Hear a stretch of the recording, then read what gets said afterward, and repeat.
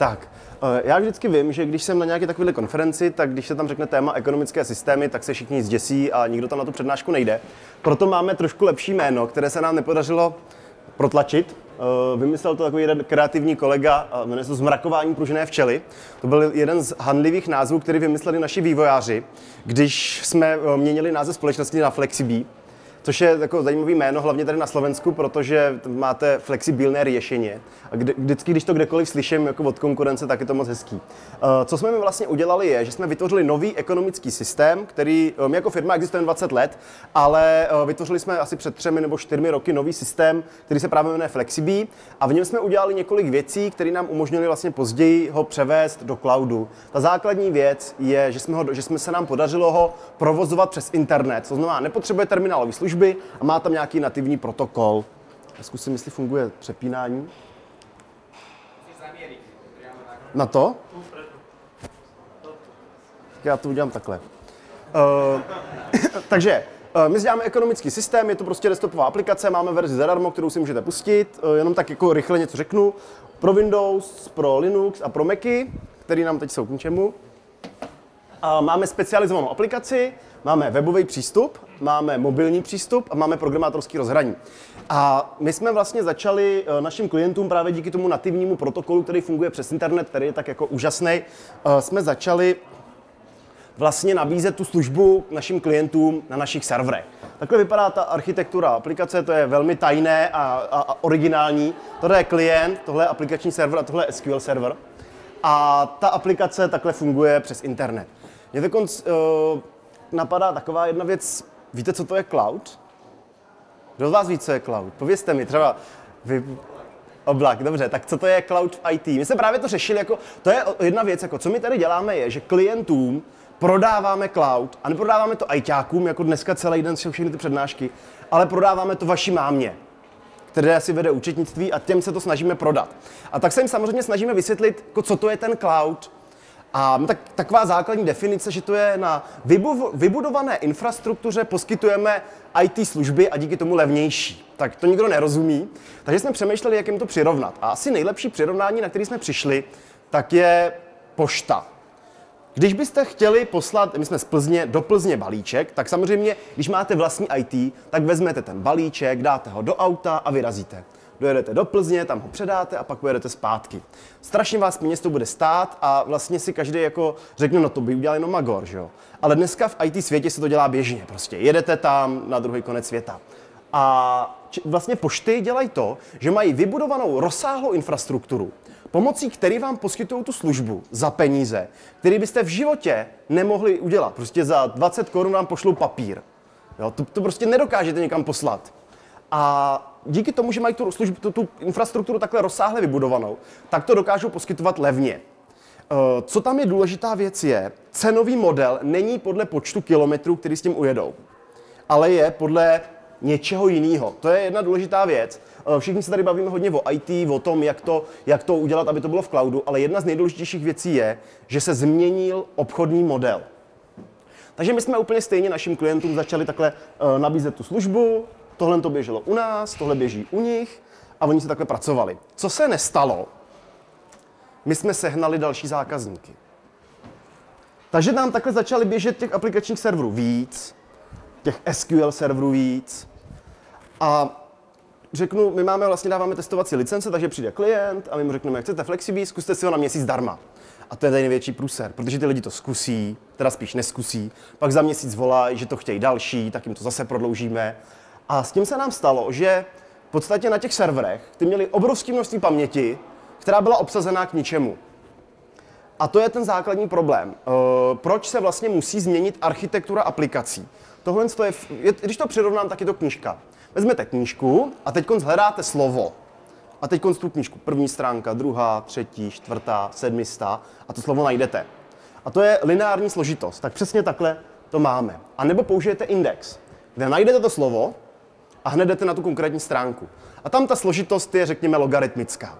A to je přesně to, co se musí udělat s těma aplikacema, aby dokázali fungovat levně. To znamená, když ty klienti nepracují, nesmíte mít žádný náklady. A to je přesně to, co jsme s tou aplikací udělali. Tak. To jsem už koukám říkal, tak já půjdu dál. Takže samozřejmě první věc, co jsme začali řešit, je, jak to udělat. Takže první, co jako člověka napadne, tak měl by využít software jako službu. Že? Tak to chceme nabízet my, tak to se blbě používá od někoho jiného. Pak samozřejmě platforma jako službu, nicméně tam je několik omezení. Jedno z takových těch omezení je, že třeba tady na Slovensku máte takový zákon, který se týká zákazu vyvážení personálních údajů. A teď si představte, že máte server, který je uložený v Irsku. Ale jenom váš, tak vyvážíte osobní údaje. Takže vlastně to byl jeden z problémů, který jsme měli, proč třeba nemůžeme použít klasické platformy, jako nabízí Google nebo Amazon, protože je to vývoz údajů. Současně ta naše aplikace je citlivá na latenci a prostě to Irsko je daleko. Ty pingy jsou tam pomalý. Takže jsme vlastně skončili u toho, jestli využívat infrastrukturu jako služba. Já tam potom ještě povím o tom, že by nás to vyšlo draho, takže potom nakonec máme vlastní servery, ale to vám ještě povím. Tak. Takže otázka, ještě kdybychom skočili trochu jinam, tak co na to říkají klienti? Já začnu od koncept. Nejdůležitější věc, co je, aby to fungovalo. Ono si jako řeknete, jasně, to musí fungovat, jo. Ale příklad mapy.cz určitě znáte.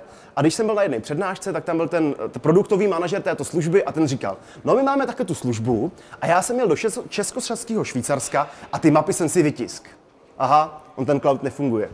A to je přesně to, na co musíme dávat bacha a s čím máme problémy u našich klientů.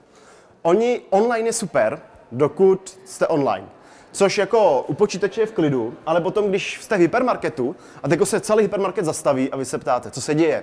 Nám teď 5 minut nejde internet, teď všichni čekají. Tak to je přesně věc, která je pro nás problém. Takže my zatím jsme online, ale v podstatě řešíme řešení, které budou umožňovat offline. To znamená, pokud děláte řešení, které by mělo být nějak reálně víc nasazovaný, tak prostě ho musíte udělat tak, aby fungovalo i při výpadku internetu. My tam zatím nejsme, doufám, že během 2 měsíců to budeme umět. Druhá otázka je, bude to bezpečné? To je nejdůležitější otázka, kterou nám klienti položí. Stačí, když jim chvilku mlžíte o těch technologiích a oni si pak myslí, že to je bezpečný. Tak dělám si legraci. Ty klienti se ptají, tak jim vyprávíme o tom, jak je to bezpečný, co tam pro to všechno děláme. Třeba nedávno jsme přišli na to, že když nám se rozbijou disky, tak my je vlastně jako nedostaneme, aby jsme je smazali. Takže teď jsme s naší firmou, která nám dodává hardware, podepsali smlouvu, kde když se rozbijou disky, tak nám je dají, když jsou rozbitý. Takže to je věc jako problém u bezpečnosti. Takže klienti se takhle ptají na tu bezpečnost. Takže my o tom vyprávíme, oni teda si jako řeknou, že to asi bezpečný bude a pak si použijou své heslo jako je křestní jméno. To je jako pozor, my s tím máme problémy a zvlášť u toho RP systému. Když máte e-mail, tak se vám někdo dostane do e-mailu. Ale ve chvíli, kdy máte ekonomický systém, tak té sekretářce je jedno, že se jí tam někdo dostane. Ale když se tam někdo dostane, tak se dostane ke všem vašim datům. Což už je jako trošku problém, který oni neřeší. Takže my budeme zřejmě zavádět nějaký, jako jsou SMSky nebo něco takového, poznamená nějakým postranním kanálem zvýšení bezpečnosti. Já mám ještě takový příklad. Myslíte si, že je internetový bankovnictví bezpečný? Kdo si to myslí, ať se přihlásí?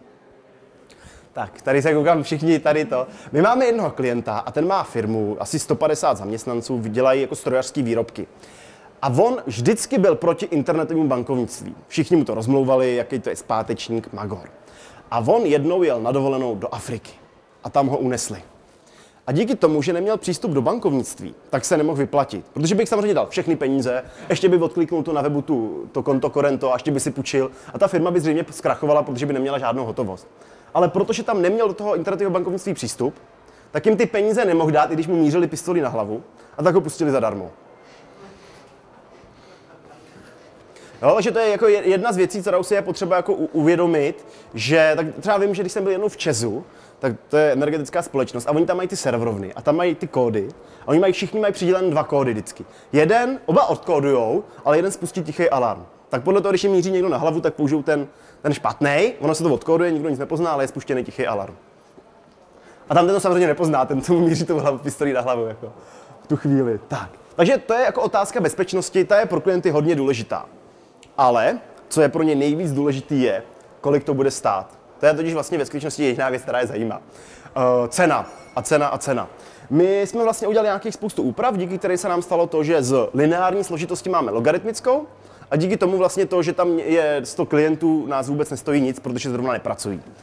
A to je ta hlavní věc. My jsme si mysleli, že naším konkurentem je terminálové služby. Prostě mám terminálové služby, tam mám Windows, tam mám nějaký konkurentní software a s tím pracuju.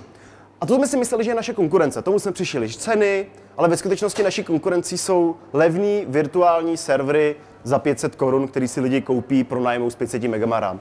Takže jsme museli zlevnit. Takže teď to stojí asi 250 korun za měsíc na uživatele. Takže nejdůležitější je, kolik to stojí. Když to nebude levnější, tak si to službu neprodajte. Ale samozřejmě musí to fungovat. Tak.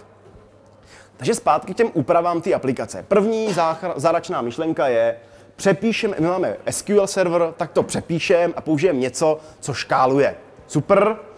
Když jsme se samozřejmě hned jsme to zavrhli, ani jsme tomu nedělali analýzu, protože samozřejmě by to znamenalo všechno zahodit a začít psát znova. Za prvý a za druhý, tyhle ty databáze v ERP systémech skoro nikdo nikdy neskusil, takže čert ví, jak by to fungovalo. Naštěstí my používáme pro ten náš systém PostgreSQL, to je open source databáze, která je docela dobrá.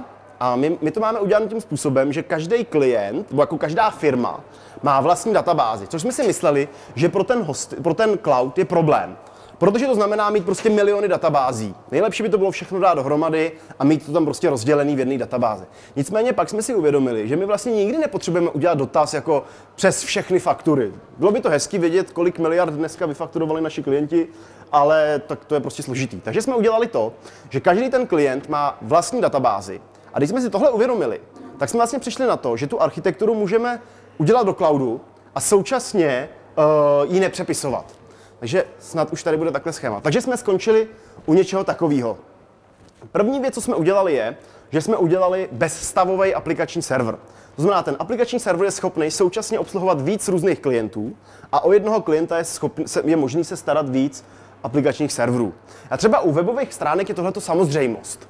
Ale u ekonomických systémů to není moc samozřejmé. Zvlášť ve chvíli, kdy chcete, aby u toho klienta byly jeho kustomizace, to znamená úpravy na míru. A ve chvíli, kdy chcete v jednom aplikačním serveru pouštět jeho úpravy na míru a ještě i úpravy na míru jiného klienta, tak už to není tak jednoduchý. Takže jsme museli dělat velké úpravy a to trvalo docela dlouho, ale dokázali jsme je. K tomu vlastně máme nějaký load balancer, což je prostě, když to řeknu, stačila by nějaká HTTP proxy, která, když přijde ten požadavek, přijde sem, tady se dozví, na kterého klienta nebo o jakou firmu se jedná, podle toho vybere ten vhodný aplikační server, pošle ten požadavek na ten aplikační server, ten obslouží ten požadavek a k tomu potřebuje databázi. A k tomu vlastně máme několik takovýchhle databázových poolů, kde je vlastně primární databáze, protože ten Postgres neumí multimaster, umí vždycky jenom master-slave a tam jsou uložený data.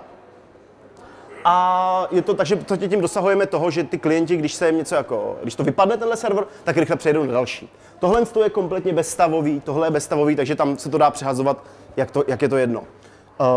No a tímhle způsobem jsme vlastně dosáhli toho, že jsme zvedli výkon, protože máme víc serverů a díky tomu vlastně to funguje.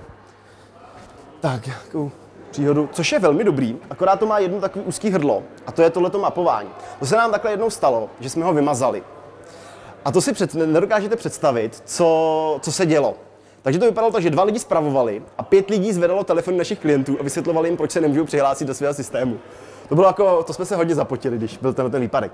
Aby tohleto celé fungovalo, koukám, že to neprobudilo, aby tohleto celé fungovalo, tak tady máme takovou jednu základní věc, protože jedna věc je centrem celého toho systému a to je, kde co běží, kdo má kam přístup a co tam má vlastně. Takže k tomu vlastně a to je věc, která musí být všude. Takže tu jsme přepsali z SQL do NoSQL databáze CouchDB, která vlastně běží tady, všude takhle běží a ta je vysoce replikovaná. To znamená, provedu změnu, ta se sem promítne, ta se promítne sem a co je na ní dobrý, jsou tam takzvaný posluchači. To znamená, když provedem změnu, tak ta se dostane na ten centrál, z centrálu se dostane na ten server třeba s tím aplikačním serverem a ten aplikační server je nahukovaný do té databáze a okamžitě se o té změně dozví.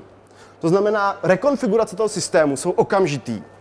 Protože jde o to, že to musí být rychlý, tady chodí hromada požadavků, takže se všechno kešuje, ale díky té propagaci těch změn, my si to rozvíjíme okamžitě. Samozřejmě to znamená, že když se tady provede změna, že to zatěžuje celý ten systém. Na druhou stranu my tam teď máme 7000 záznamů a ta databáze má 4 MB. Takže až budeme mít 100krát tolik, tak to pořád bude celkem použitelný. Takže to je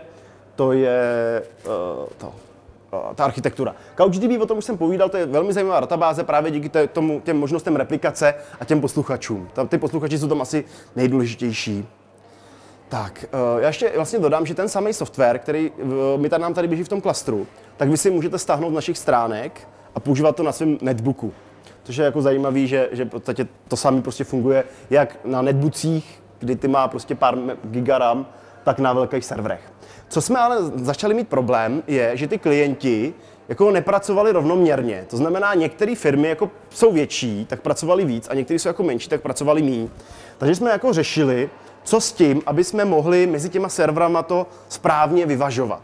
U těch aplikačních serverů, tam se koukneme na ten server a zjistíme, hele, ten je vytížený, tam data nepošlem. Ale u těch databázových, tam je problém, že přesun několika gigabajtový databáze ze serveru na server trvá několik minut, po kterou dobu ten klient nemůže pracovat. Takže jsme vlastně řešili, co s tím, a vymysleli jsme, že my u každé té databáze vlastně sledujeme počet diskových operací, které ona provede. Podle toho řadíme ty firmy a ty velký pak vlastně dáváme, jako aby byly rozházeny. To znamená, seřadíme je podle počtu diskových operací a ty největší takhle rozložíme a pak ten odsaz, ten prostě už je jedno, kam se jako doplní. A díky tomu vlastně systému, které nám nabízí přímo ta databáze, my tam ty firmy prostě přesouváme vždycky v noci a doufáme, že to vytížení pak bude rovnoměrný. Ty diskové operace, to je vlastně, když to řeknu, jediná věc, která nás tam vlastně stojí. Jestli ten klient je velký nebo malý, nám je jedno.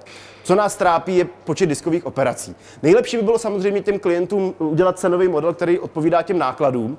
Nicméně tam je jako problém, že když bychom říkali mojí mámě, že bude platit podle počtu diskových operací, tak by se asi zeptala, kolik těch operací udělá jedna faktura. Což asi nikdo nevíme.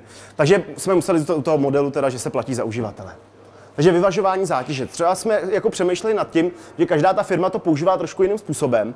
Jestli jak se tomu říká, jestli prostě jako nedělat firmu, která pracuje dopoledne společně s tou firmou, která pracuje odpoledne, ale co třeba mám informace z Good Data, to je taková jedna firma, tak oni to zkoušeli a nedosáhli ničeho.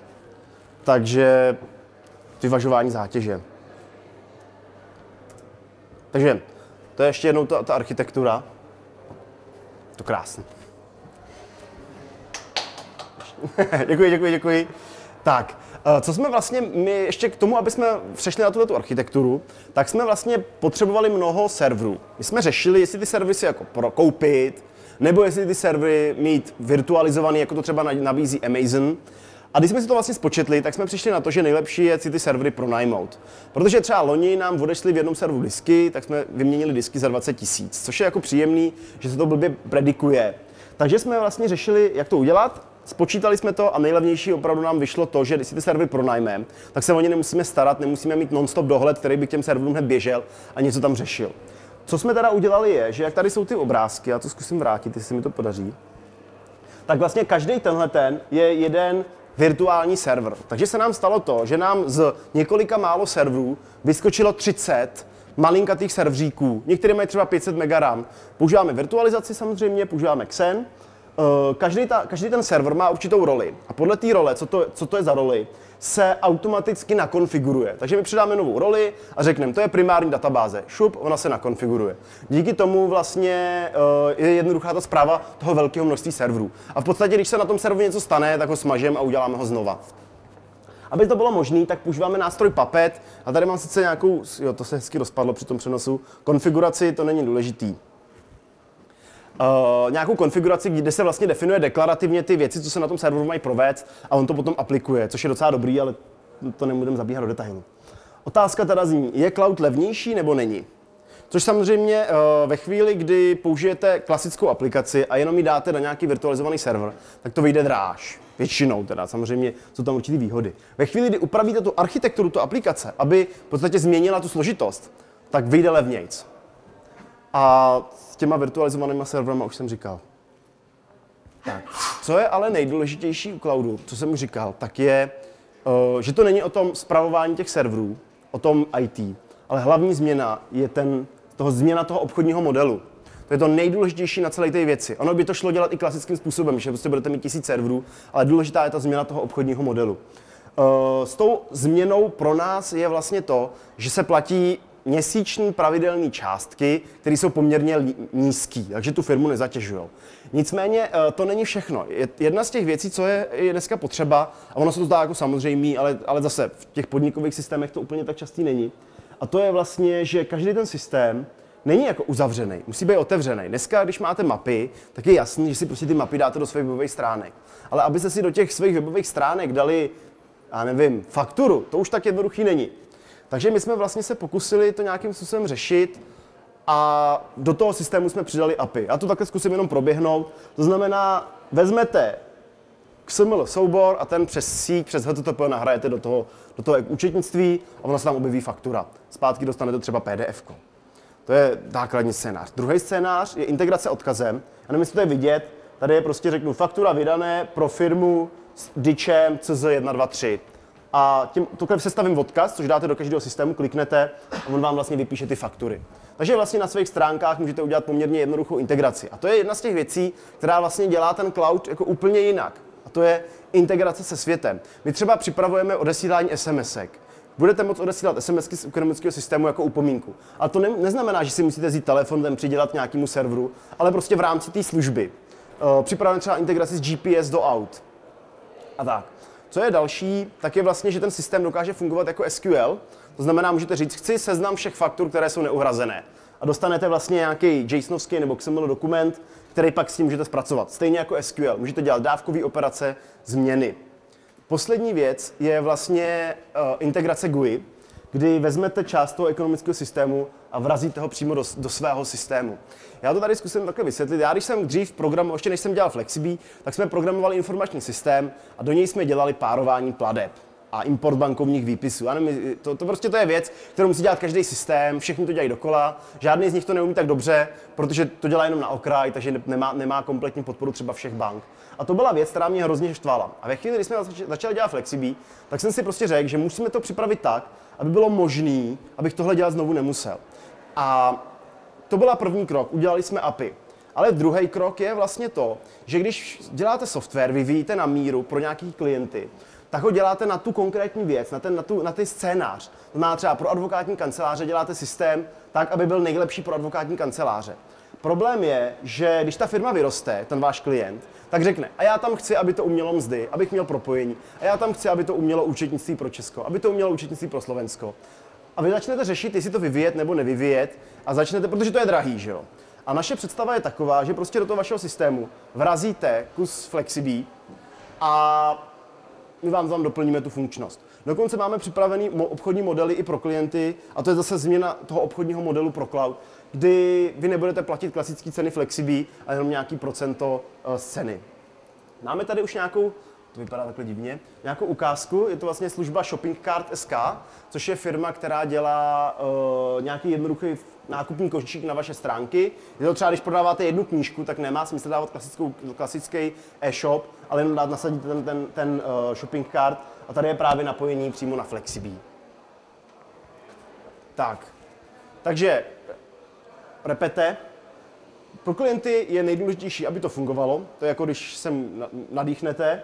Jestli to bude bezpečný, což je problém. Někteří klienti třeba, kteří mají bezpečnostní prověrky a další věci, tak ty vlastně nemůžou používat náš cloud, protože prostě my nemáme tyhle takhle jako dokonalý, když to řeknu, prověrky ve firmě, takže ty to provozují u sebe.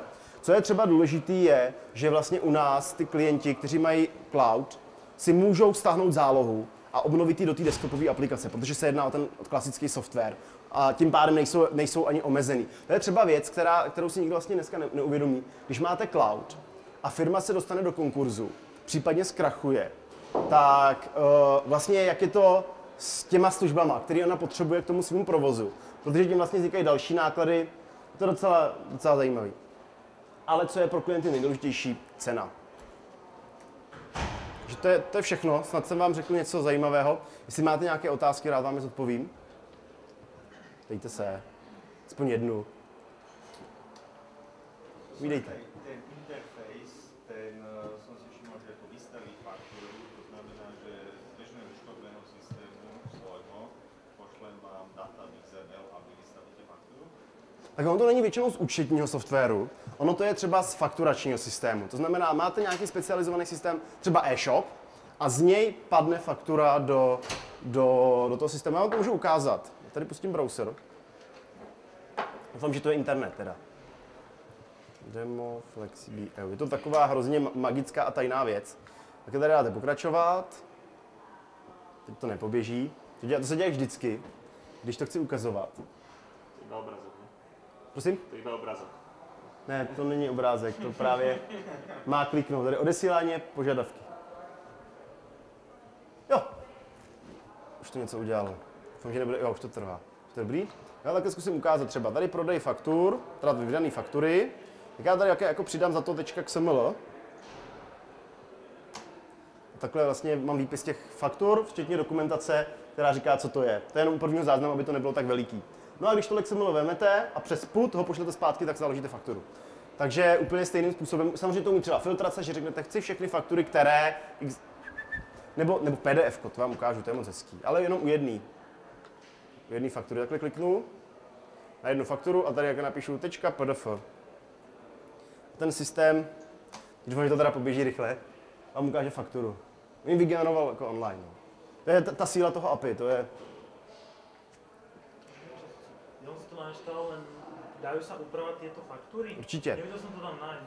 No tohle standardně je to vypnutý, protože používáme Jasper Report, to je jako Java je takový nástroj a intuitivnost není jeho silná stránka. Takže klienti s tím mají trochu problémy, takže to máme jako na požádání zadarmo, když napíšete, tak vám to zaktivujeme a můžete si ty reporty upravit v tom Jasper Report a nahrát. Takže pak to takhle lze. A máte takto spravedlivý pokladnu? Prosím? Máte takto spravedlivý pokladnu? Jako poklad, tak teď starou pokladnu. Jestli myslíte jako pokladnu ve FlexiBee, Nie, myslel som pokladnu, firmná pokladna, kde to chodia zamestnanci, zúčtovávajú. no tak samozřejmě to kompletně účetní software. Tak FlexiBee třeba používá FIO, to je taková banka v Čechách, nebo Fortuna, taková sázková kancelář, tak to používají. Takže jako opravdu máme velké firmy. Jako. Čiže tá pokladnička má nejaký takýto interfejs na počítači? No. To má prostě, jako, ono to vypadá jako když si nainstalujete Pohodu nebo něco takového, tak v podstatě máte aplikaci, akorát, že funguje přes internet. Je to takový pro ukázku. Mě se pak vždycky lidi ptají, kde to je uložený a jak to funguje. No.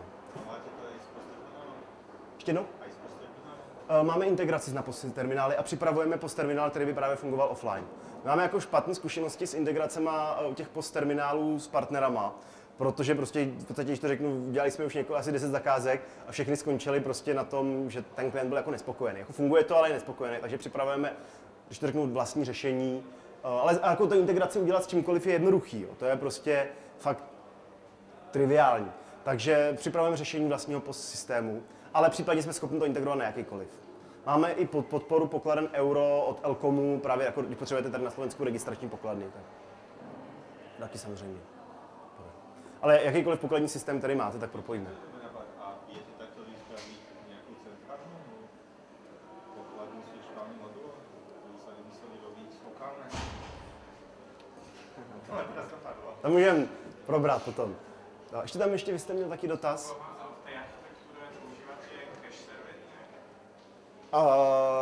Jo i ne. Na něco jo, na něco ne. Takhle ono jde o to, že primárně potřebujeme všechny ty data jako ty ostrý. Jo? Takže samozřejmě ta aplikace je optimalizovaná tak, aby byla co nejrychlejší. Na něco se používá cache servery. Jo? Dost těch věcí jako cachujeme v paměti, ale zavřeno to přináší problémy a jenom to žere paměť. Takže zase jak co. Prostě někdy je lepší tam přidat radši 2 servery a hlavně změnit tu složitost té logaritmickou. To je to nejdůležitější, jo, že prostě cacheování je na nic, když potřebujete prostě pro 1000 klientů 1000 krát tu jednotku paměti. Ale ve chvíli, kdy pro 1000 klientů potřebujete 10 a pro 100 klientů 3, tak už potom je to někde jinde. Ale teď už se vy zeptejte, ať už ne. Ne, tak vlastně to byla otázka na to. Jo, povídej. Obrázku architektúry, ktorý tam máte ako zabezpečený. Sme dosť požiadali. Sú tam nejaké interfejsy, ale neviem, ako to máte zabezpečené. Jo, já to hned povím. té architektuře, já ji tady najdu. V podstatě tam jako šifrování je na několika úrovních. Už to tady budu mít, tady. Šifrování vlastně, tohle ten load balancer dělá dešifrování a dekompresi od klienta. To znamená, sem přijdou data a když to řeknu v uvozovkách, ten pohyb tady je nešifrovaný. To jako říkám v uvozovkách, protože on samozřejmě šifrovaný je, ale není na úrovni spojení, ale je na úrovni Ethernetu. Šifrovaný. To znamená, jako tady na tom používáme HTTPS. No ne, tak jako takhle, sem od klienta jde šifrovaný kanál, v rámci toho klastru už to potom jde nešifrovaný jako na operačním systému, ale na úrovni VPNky nebo nějakého IPsecu tam to je šifrovaný. A samozřejmě jako největší problém pro nás je ani ne tak to, že to přestane fungovat, ale to, kdyby samozřejmě se ukradly data. To je prostě problém. Jako máme pár klientů, třeba, jestli víte o takové té kauze v Plzni s právnickou fakultou, tak ten vedoucí, který to tam ved, tak používá FlexiBee. Tak ten samozřejmě si asi k nám data nedá, já nevím jako. Ale pár takových jako klientů máme, kteří jsou úplně ne košer. To je taková vždycky otázka, no, jako jak se k ním chovat. Máme jednoho klienta, který od druhého klienta u něj pracoval jako zaměstnanec, sebral mu veškerá data, včetně obchodních, založil si firmu, která dělala to samé a nabídl mu o 5%, těm zákazníkům o 5% nižší cenu. Tak, a taky začali používat FlexiBee.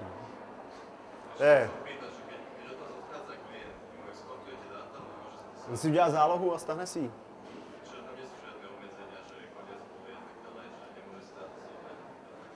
Ne, takhle, ono to vypadá tak, že když vlastně pracujete s tou aplikací a ukončujete ji, tak se vás to zeptá, chcete provést zálohu? A vy řeknete ano, a na lokální počítač se vám udělá záloha. Tím vlastně eliminujeme i to. My samozřejmě děláme zálohy na serverech, ale eliminujeme to jako ten strach těch lidí. Když oni řeknou, no jo, ale co když se vám ty data někde ztratí, tak si dějte zálohy vlastní. Jako. Mají vlastní zálohy. Má napadlo iba asociácii s tým, keď povedzme ten klient končí s vami spolupráci, stiahne si dáta, čo vy potom robíte s jeho dátami? No, když nás požádá ke smažem. A keď nie? Když nás nepožádá. No takhle, tím, jak se skončí ta spolupráce, takhle, on přestane, buď teda vypoví tu smlouvu, a když ji nevypoví, tak my dál vymáháme, jako, prostě to. Takže když ji vypoví, tak se to ukončí a my po nějaké době, asi do měsíce, smažíme všechny ty data.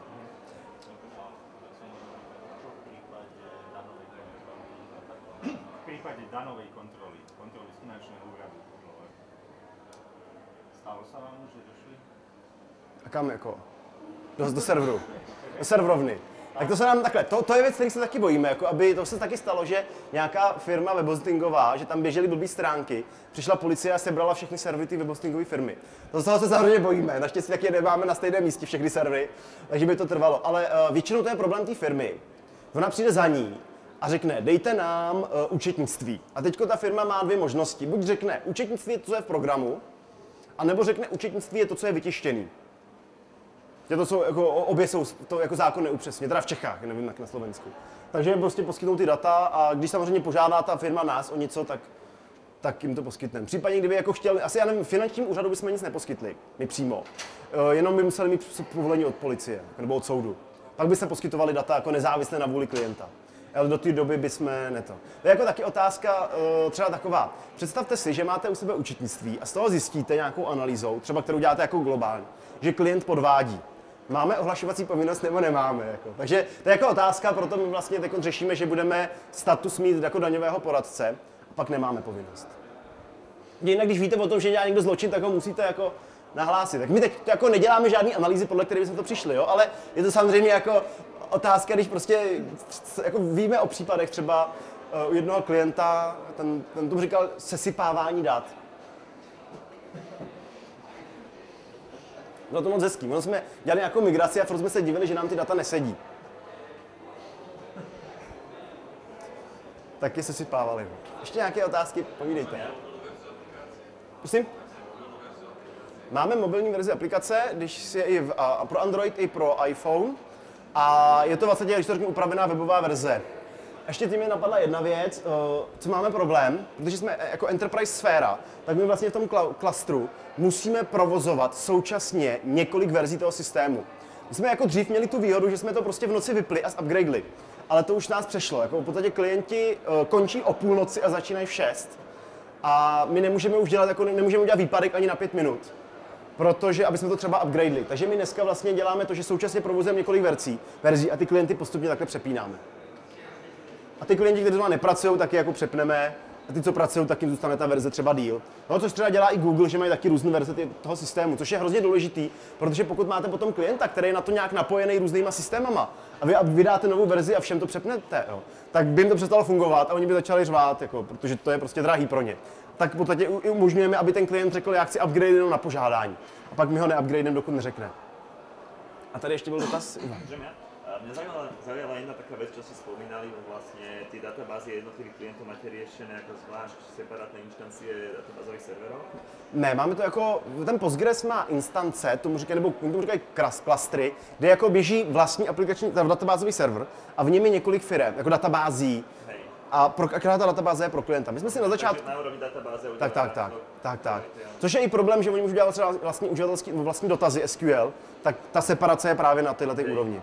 Mňa to zaujalo z toho pohľadu, lebo do veľkej miery, čím sa stretol, tak vlastne klienti, keď sa rozhodujú, že teda budú využívať nejaký cloud, alebo povedzme službu ako v cloude, alebo ten software, tak sa boja toho, že sa im zmiešajú data s nejakou konkurenciou alebo s nejakými firmami podobne. To se stát nemůže, protože jsou úplně oddělený a nedostanou se.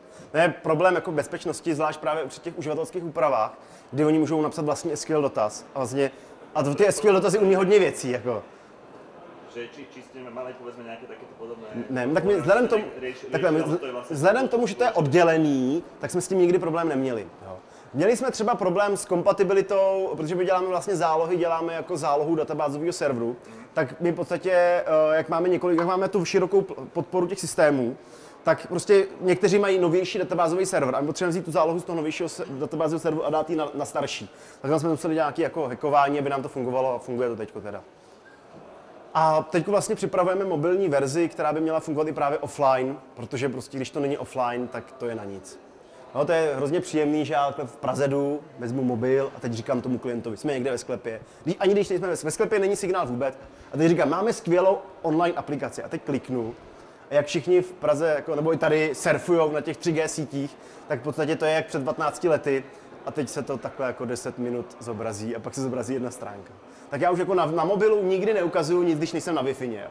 Protože to je prostě na nic. Teď připravujeme offline aplikaci, která bude fungovat i bez připojení. Takže prostě vlezete do sklepa, uděláte objednávku a když vylezete ven, tak se odešle mailem tomu zákazníkovi. Ještě nějaké otázky? Ještě jednou? Takhle, zatím jsme s nimi neměli žádné zkušenosti, samozřejmě možný jsou. Přiznám se, že tu aplikaci proto teď nemáme úplně, takhle, když to řeknu, probíhá nějaký bezpečnostní audit, takže se taky víme vlastně o tom, že nemáme ji úplně imunní. Je to z toho důvodu, že v podstatě ten klient nemá jako šanci se dosvědět ten veřejný certifikát, protože oni to ty klienti můžou provozovat na vlastních serverech. Budeme dělat to, že se budou do DNSK ukládat ty certifikáty, tím pádem vlastně při použití DNSSECu to potom bude zabezpečený, takže bude možný v podstatě jenom prostě pro tu doménu bude ten certifikát a jenom tenhle a díky tomu zamezíme tomu man in the middle. Jo, a díky tomu, že to bude i v DNSku, tak ani uživatel nebude mít šanci, aby odklikl ano, jdu tam. Což je právě věc, kterou, to je jako největší problém, protože ty neskušení uživatelé s tím prostě mají problémy. Pokud je nějaký zákazník, který to už potřebuje teďko, tak to řešíme VPN-kou, že mu prostě nasadíme VPN-ku. No ta bezpečnost je fakt problém, že ty hesla jsou fakt strašný prostě. To se teďko stalo, já nevím, nějakému tomu prezidentovi diktátorskému, že tam měl nějaký heslo jako 1, 2, 3, 4, 5, 6, nebo něco takového. To je taky hezký třeba, jestli víte, co to je MD5, tisky hesel, tak je potom hezký, používáme dneska taky otisky MD5, a tak si to vzít to MD5 dát si do Google a ono to většinou najde jako to heslo toho zákazníka. Takže překvapivě úspěšný. Ještě něco? Ještě nějakou příhodu, když nic nenapadá. Tak já už vás pustím asi na oběd. Děkuji za pozornost, děkuji za otázky, mám z toho radost, bál jsem se. Doufám, že vás moc neodradil název přednášky a doufám, že se podíváte na náš produkt a doufám, že třeba uděláte i nějaké řešení, které ho bude užívat. Děkuji za pozornost.